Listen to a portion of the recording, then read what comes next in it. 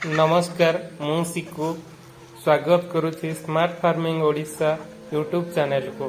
दर्शक बंधु साधारणतः देशी कुकुड़ा वर्षा दिने भिजी जाई थाए।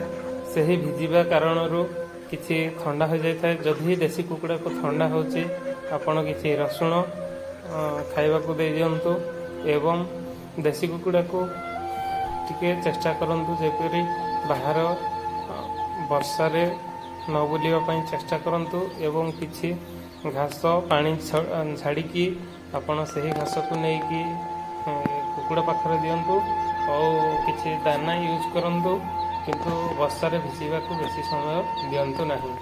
तो किछि तार